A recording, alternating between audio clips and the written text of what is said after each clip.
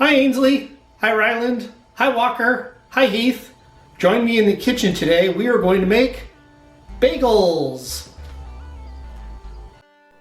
One of the most important tools in the kitchen is a scale, and you see that I've turned this on, and now I put on a bowl, and the bowl has weight to it.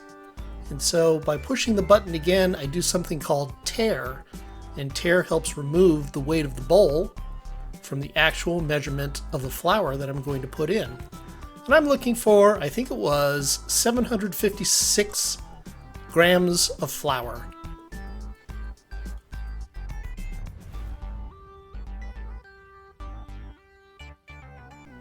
Let's zoom the camera in and have a closer look at the numbers while I'm pouring in the flour.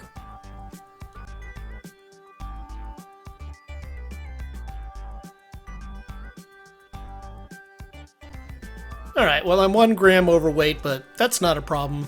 This should be fine. After I've poured in the flour, now it's time to measure the water, because we need water to hydrate the flour. And once again, we have the weight of the bowl, and I'm using the tare function to subtract the weight of the bowl, so now I can completely get the accurate measurement of 414 grams of water and not 1 gram more.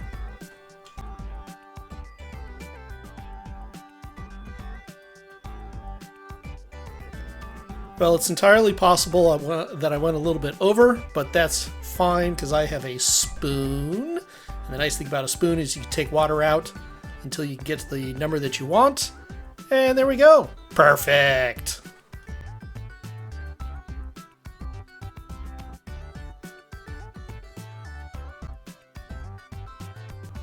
Returning once again to our magic scale, I'm going to be weighing out some salt. And I need 12 grams of salt for this recipe.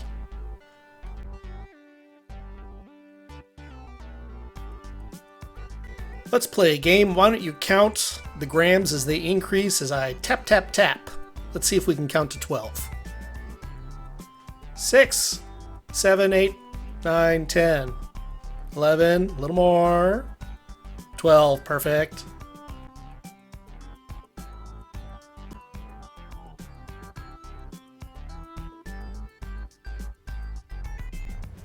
The next ingredient to go in is gluten powder. I need 18 grams of gluten powder, and gluten will help make the bagels even more chewy.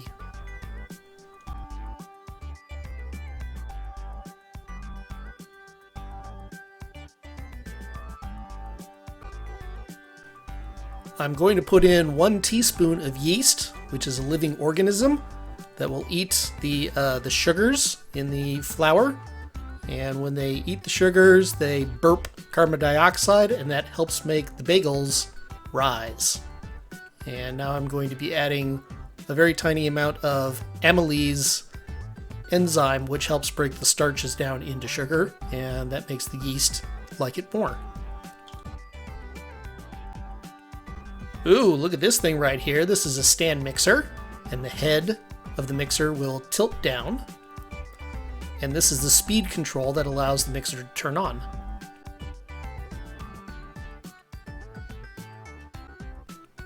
This is the other side of the stand mixer, and if we wanted to lock the head from tilting, we would simply flip that, and you can see now we can control how we lock the tilting head and release it again.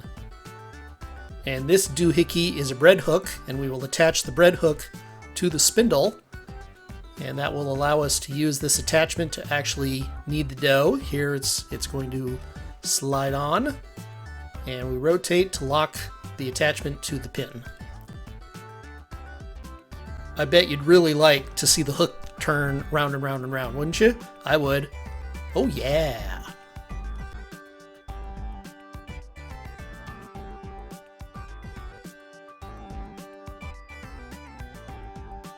Alright, let's get busy. We need to put our flour into something. No, that dish is too small. Maybe everything that I measured out, can it go in this plastic? No, that's way too small. I'm really going to need a bigger bowl to put in. Oh, that's better. We're going to put all the flour, all the water, and all our ingredients into this bowl so we can start mixing. And let's start with the flour. We'll carefully put that in.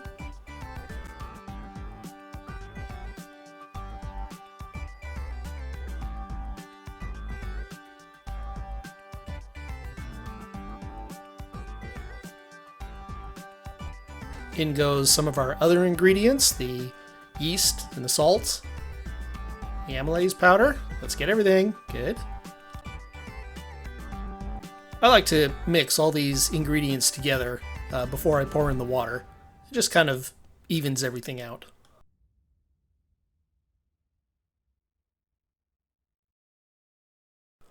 And now let's hydrate all this flour.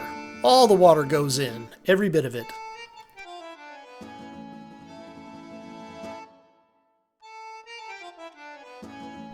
Let's put the bowl into place. We're going to put it in. We're going to twist it to lock it to the base. That'll be nice and secure.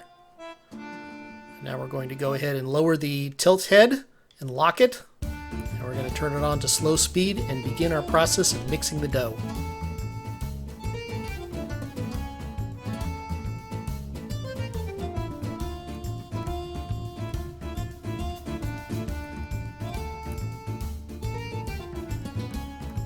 The mixer is really doing a hard workout.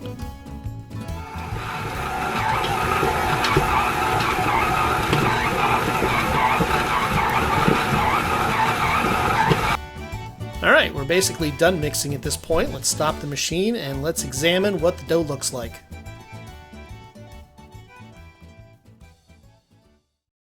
Time to turn it out onto the counter and do a little bit of kneading by hand. To check the consistency and see if there is more mixing and kneading necessary. Bagel dough is not hydrated very much, 55-57%, so it's a very, very stiff dough, and it's really better to knead it for a little while and then stop and let it rest. And we're going to take our dough that was mixed by the machine and a little bit of hand kneading, and we're going to let it rest. We're going to cover it with plastic wrap. Make sure that it does not dry out. We're going to set the timer for, I believe it was 20 minutes, and we're just going to do nothing with it. We're just going to let it sit.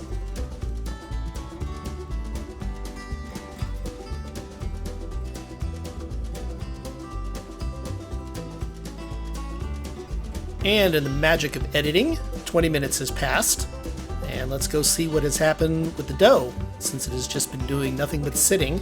And we see that the consistency has actually changed. It has become a little bit more pliable, a little bit more easy to work with. It is smoothed out.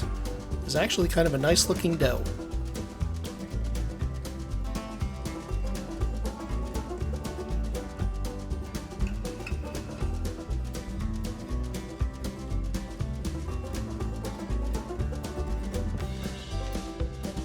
And at this point, I'm just going to roll it up into a ball, and we'll let it rest and go for the next step. And the next step involves putting the plastic wrap on and letting it sit and rest and kind of do nothing for a little bit more time, for another 20 minutes. Magically, it's been 20 minutes, and let's go ahead and weigh our ball of dough. I'm expecting about 1,200 grams, about 1.2 kilograms. And we've pretty much achieved it. I think this is going to measure out to 1,194 grams. Yeah, it says 1,194 grams, and that's pretty close to 1,200 grams. So that's perfect for us. And what I'm going to do is we're going to divide this into 12 equal pieces. So we're expecting about 100 grams for every bagel. I'm just using this bench scraper to chop off a piece of dough, and we'll weigh it. And we can add dough or remove dough as we need in order to get to our target weight, which is about 100 grams. We would like it to be 100 grams, so add a little bit, take a little bit away, and let's do a couple more at regular speed just so that you can see the dividing process, and then we'll kind of speed this up a little bit.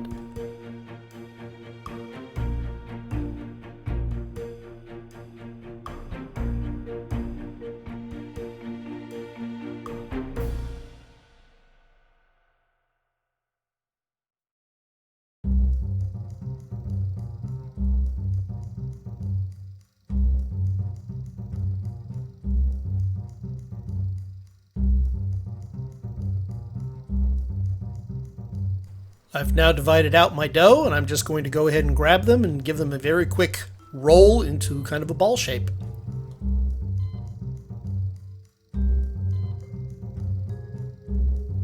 Come on, faster. There we go. That's fast enough.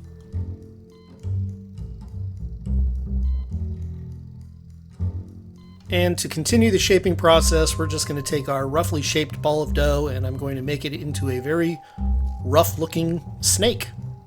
Won't be very much of a snake right now, but yeah, that's all I'm going to do right now. Let's do a couple more and then we'll speed that up.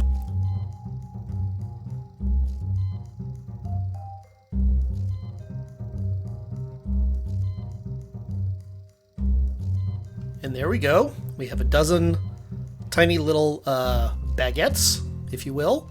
And we're just going to go ahead and cover them with a towel. We're going to just so that they don't dry out again. This time we're going to rest them, but not for very long. About 5 minutes is good enough to let the dough relax.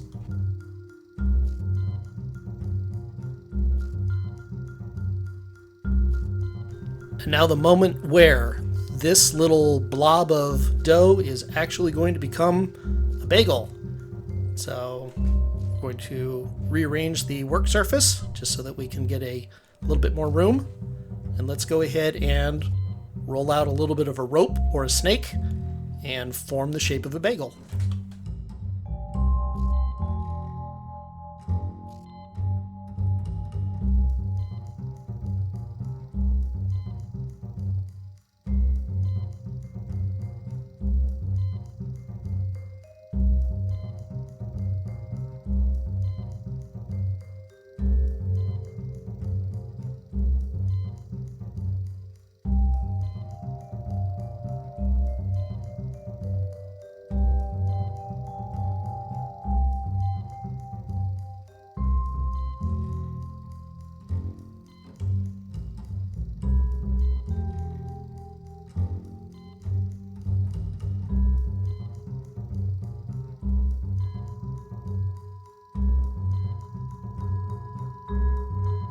And there we go, quick half dozen, just kind of cleaning things up.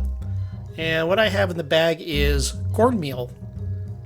And what I'm going to do is dump out a little cornmeal, there we go, put it on the counter. And we're going to touch the bottom of all the bagels to the cornmeal. And what the cornmeal will do is it will help keep the bagels from sticking to a plate or the counter or a tray or anything. So the cornmeal is really good at helping the bagel to not stick to things.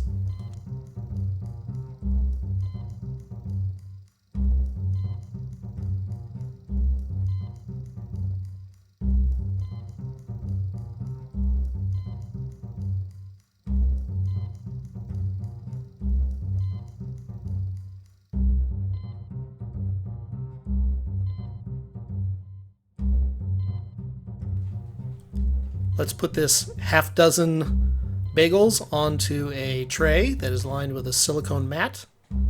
And my next move at this point is to lightly coat the tops of the bagels with olive oil. The olive oil will help make sure that when I put plastic wrap on top of the bagels, the plastic wrap does not stick so tightly to the bagels that it makes it hard to get the plastic off.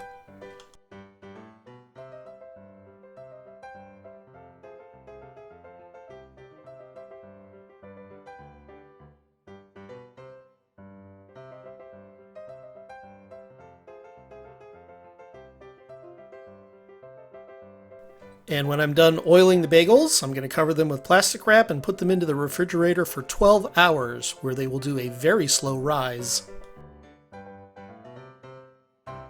Hey, it's actually 3 o'clock in the morning, and I am now turning on the oven to 450 degrees Fahrenheit.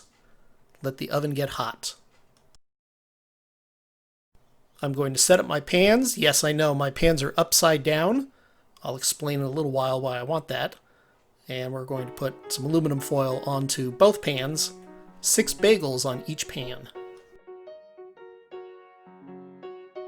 The accoutrement is going to be a slotted spoon and a very humble chopstick. We'll see why. Time to put the spurs to this pot of water. I'm going to turn it on, get it heated, put in some boiling water.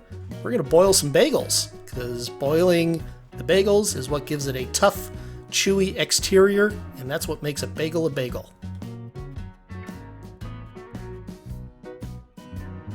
And now I'm doing just a little bit of preparation to get the bagels ready to go into the boiling water.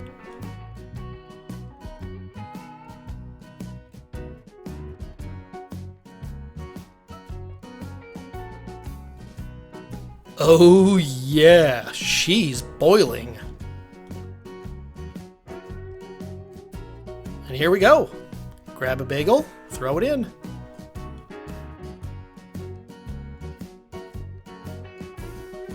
And set the timer for like 30 to 40 seconds, and we're going to flip the bagels about halfway through the time. And this is where that slotted spoon and the humble chopstick are going to help me flip these bagels over.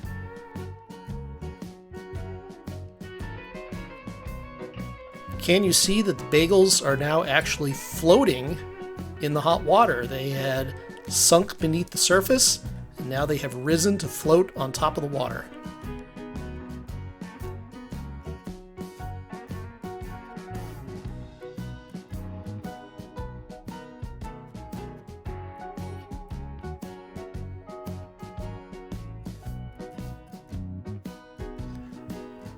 And there we go. We're flipping them over so that the other side can get a quick boil as well.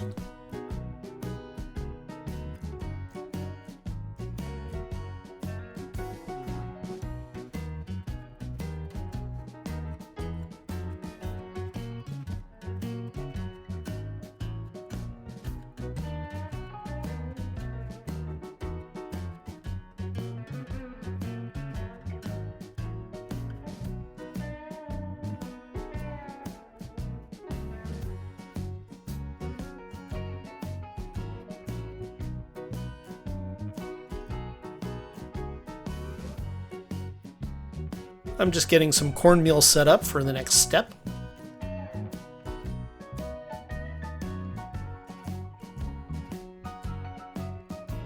Okay, bagels, everybody, out of the pool.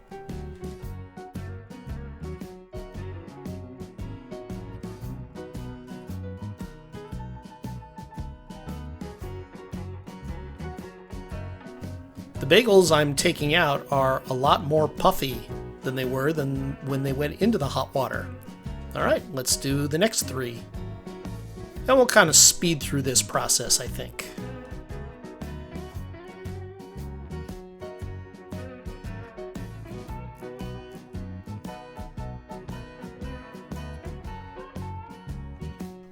And here are the bagels, having completed their time in the water bath.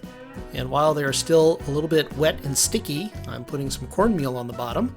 And that makes sure that they do not bake themselves tightly to the aluminum foil. It will make them very easy to remove when they're done baking.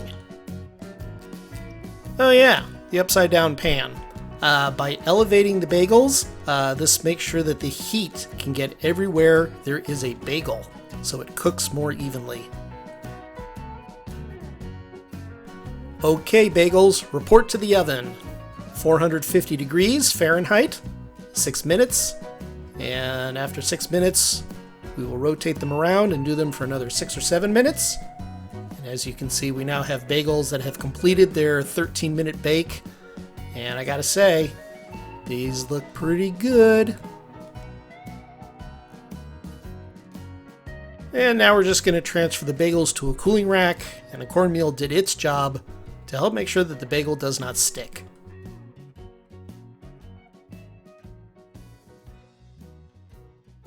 Hey, we did it! We made bagels! See you next time in the kitchen!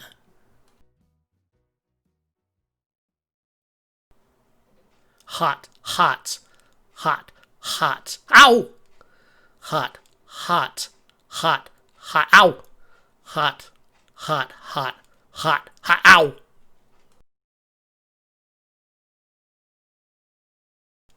Ow!